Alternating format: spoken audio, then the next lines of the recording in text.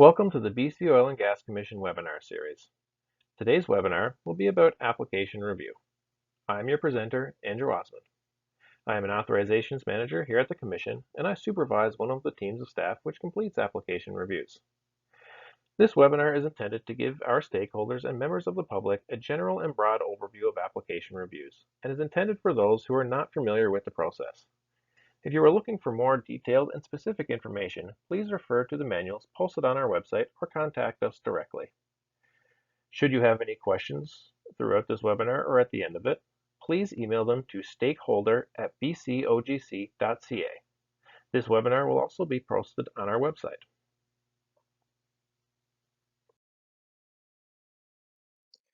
During this application review webinar, we will talk about who we are as a commission. We'll then get into the application reviews, what we review and how we review things. We'll go over some of the review tools and support that staff have for application reviews.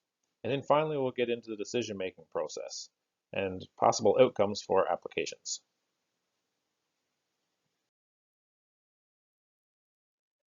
We provide British Columbia with regulatory excellence in responsible energy resource development by protecting public safety, safeguarding the environment, and respecting those individuals and communities who are affected. The Commission balances a broad range of environmental, economic, and social considerations, including maximizing recovery of resources for the benefit of the province.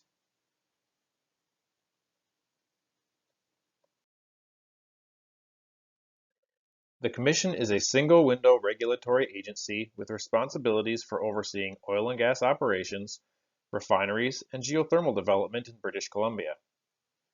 Companies looking to explore, develop, produce, and market oil and gas resources in BC must apply to the Commission. The Commission is self-funded through the application of industry fees and levies. We are accountable to the provincial legislature and the public through the Ministry of Energy, Mines, and Low Carbon Innovation.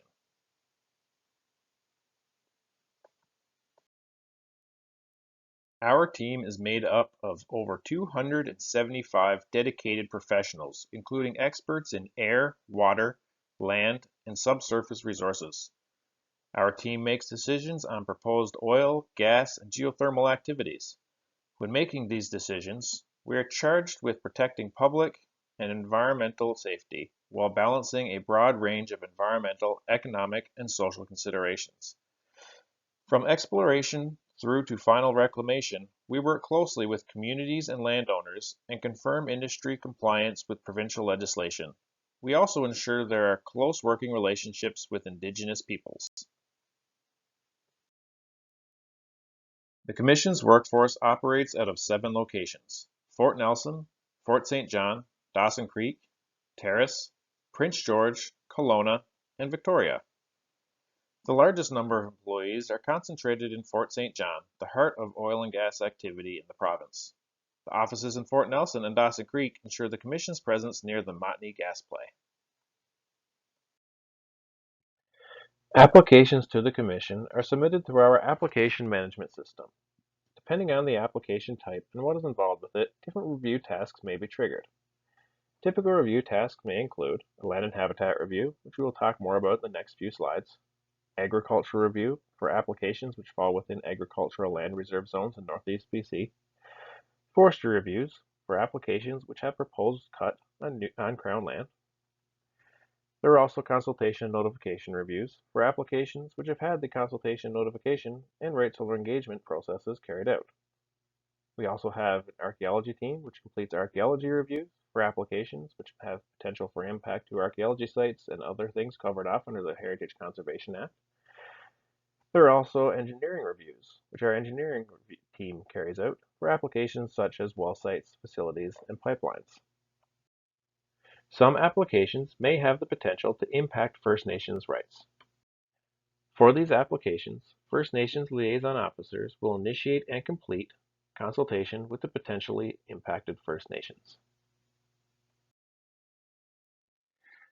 The primary focus of this webinar will be the land and habitat review.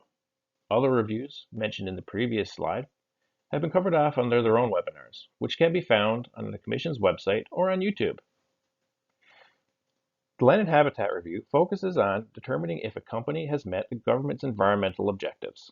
The government's environmental objectives can be found under the Environmental Protection Management Regulation. This regulation goes through several different considerations, which we will walk through in the next few slides.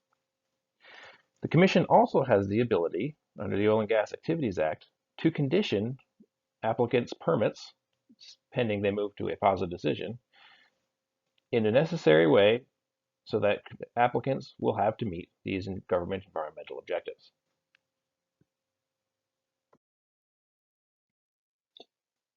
The government's environmental objectives are outlined under Part 2 of the Environmental Protection and Management Regulation. These environmental objectives include water, riparian values, wildlife and wildlife habitat, old-growth management areas, resource features, and cultural heritage resources. For water, considerations include waterworks such as wells and water supplies, aquifers, watersheds, and groundwater recharge areas. Applicants must not place a well site, facility area, road right-of-way, or pipeline corridor within 100 meters of one of these features. Should these features be unavoidable by more than 100 meters, applicants must prove that there will be no material adverse effects to them or provide appropriate mitigation so that no material adverse effects will occur. Now would be a good time to stop and take a minute to explain the term material adverse effect, as I'll be using it quite frequently throughout the rest of this webinar. A material adverse effect refers to a change to an environmental value established by the government's environmental objectives that is both material, i.e. serious of consequence, and adverse, injurious, damaging, and unfavorable. Okay, back to riparian values. Riparian values are covered under Section 5 of the Environmental Protection and Management Regulation. Considerations under this section include streams, lakes, and wetlands, the riparian management areas, which are the areas surrounding the streams, lakes, and wetlands, and the potential for impact to fish and wildlife habitat. Riparian management areas are broken down farther into two zones within the area. The riparian reserve zone, which is the closer of the two to a stream, lake, or wetland, and the riparian management zone. Companies are not to have operating areas located within a riparian management area unless it is to simply facilitate a crossing. However, there is some leniency when working within the riparian management zone, as a company can use a little more area in this zone if required, as long as they can prove that there is no material adverse effect to the overall area or the feature it is protecting. Companies must supply appropriate mitigation and rationale for also having to locate an operating area within this riparian management zone.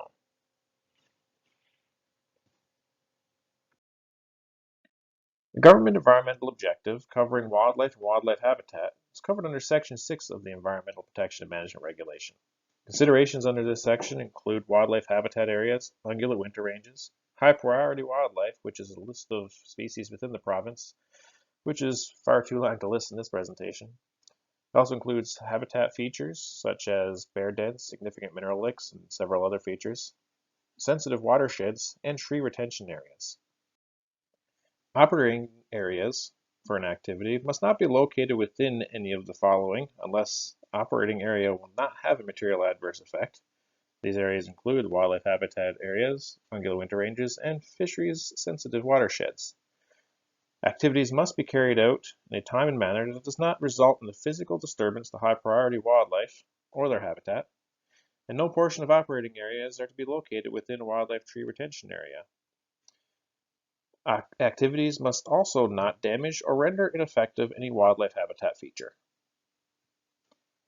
Should a company be impacting any of these features listed under this here section of the Environmental Protection and Management Regulation, companies must provide appropriate mitigation and rationale, showing that material adverse effects will not occur.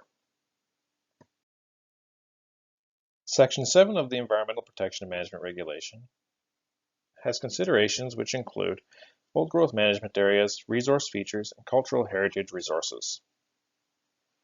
Operating areas must not be located within old growth management areas unless the operating area will not have a material adverse effect on it. Oil and gas activities must not damage or render ineffective a resource feature. And oil and gas activities must conserve and protect cultural heritage resources. Throughout this presentation, you've heard me use the term mitigation on several instances. The mitigation hierarchy is often applied to environmental protection plans or other material submitted with the application. These dictate how companies will comply with the government's environmental objectives or if they have potential to impact them.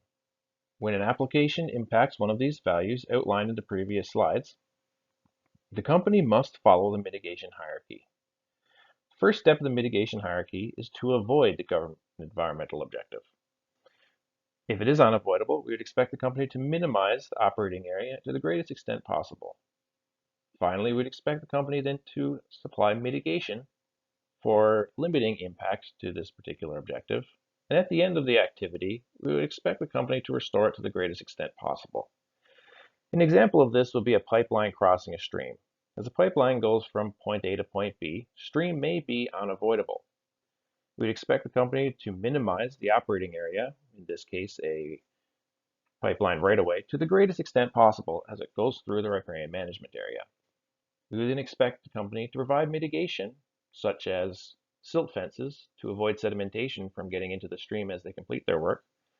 And then at the final restoration point, we would expect them to provide a plan for reseeding or planting native vegetation to restore the riparian management area to the greatest and best extent possible. An important distinction to make at this point is the difference between Crown and private land. Crown land, owned by the public and government, and private land, privately held, such as, my backyard. That's my private land. EPMR technically only applies to Crown land. However, water is a Crown resource, so the Environmental Protection and Management Regulation, EPMR, and Water Sustainability Act and subsequent regulations still apply to streams and natural bodies of water such as lakes, ponds, and wetlands. The Commission does, however, expect companies to operate in the most environmentally conscientious way possible when working on private land, so there still may be questions if, say, a habitat feature or something may come up while working within those areas. Prior to the submission of a new application to the BC Oil and Gas Commission for review, applicants must complete either consultation and notification or rights holder engagement.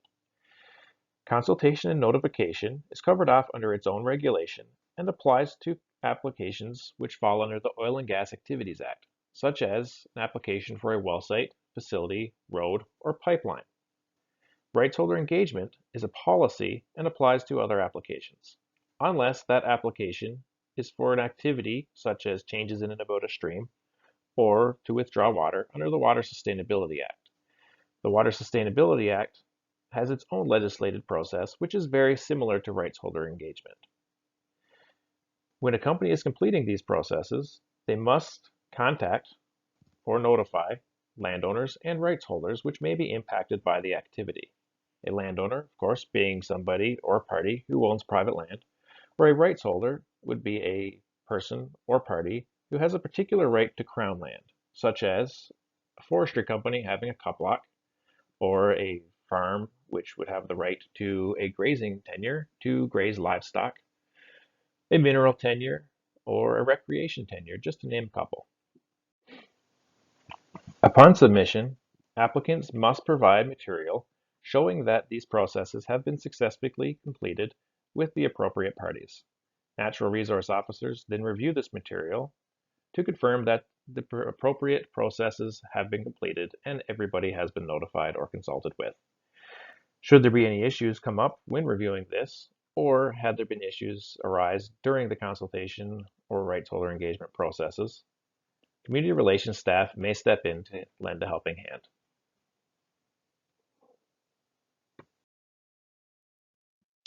There are many review tools available to staff as they are working through the review of applications.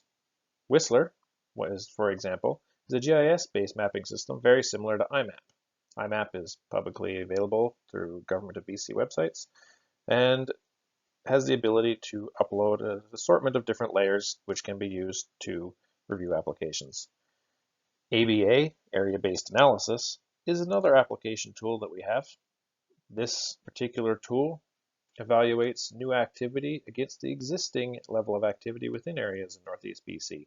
Breaks it down by watershed and potential for impact within old growth management areas which have been established. It also covers areas that have been established within wildlife habitat areas as well. Other tools which we use here at the Commission include satellite mapping programs such as Google Earth or even Bing Maps. There are also many other government databases which contain information that are useful for application reviews. Occasionally, staff will also have to go out and do on-the-ground field visits. There are many different teams and groups throughout the Commission which help support the Application Department in the review of applications. Our Community Relations Department, as mentioned before, assists in rights holder engagement and consultation and notification reviews should issues arise. Our Resource Development and Stewardship Branch help in developing new policies and procedures which assist in environmental reviews. They will also help with environmental reviews should technical questions arise. Our Engineering Division completes the technical reviews of wells, facilities, and pipelines. Our First Nations Consultation Department, when required, will carry out First Nations consultation on behalf of the Commission for applications which require it. Our Compliance and Enforcement Department will work with review staff and occasionally accompany them on pre-site inspections for applications. Should an application deem a follow-up post-construction, our Compliance and Enforcement Department will also assist in this review and post-permit follow-up. And our Heritage Conservation Department will assist in the application review for features covered off under Section 7 of the Environmental Protection Management Regulation and features identified under the Heritage Conservation Act. Finally, we've gotten to the decision-making process. Once all reviews are completed by various departments and teams within the Commission, these reviews are factored into the final decision-making process for the application. Commission staff that hold the power to make final decisions in applications are referred to as statutory decision makers. They are given these powers through specified enactments under different pieces of legislation. There are several outcomes for an application once it gets to the decision maker process. They can be approved as submitted or as revised. It can be approved with extra conditions than are what are the normal standard condition set of the permits. The SDM or the statutory decision maker can request additional revisions to be done to the application prior to it moving to decision. An application can be refused and not issued an approval. And the applicant can also choose to withdraw the application prior to the decision. The statutory decision maker, upon making a decision, though, must document their reasons for the decision which was made. When a statutory decision maker is moving an application to final decision, there are many considerations which must be made. Reviews from land and habitat, archaeology, engineering, forestry reviews, agriculture reviews, and First Nations consultation, as well as CNN, so consultation notification, or rights of engagement must be included. The statutory decision maker will review permit conditions which are proposed for the final permit. They will also fill out risk ranking forms which may be required in high-risk areas. As mentioned in the previous slide, applications can be refused or only partially approved.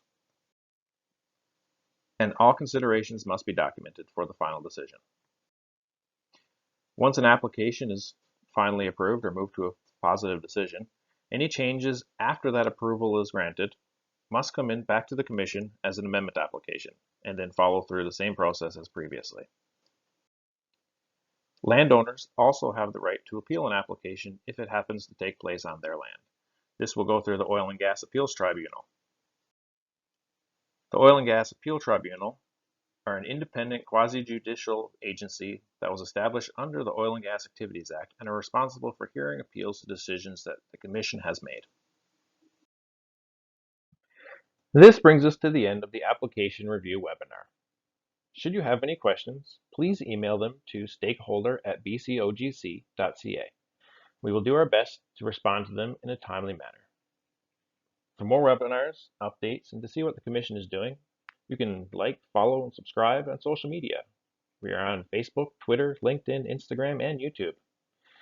I hope that you enjoyed this webinar. I'd like to thank you for listening in. Have a great day.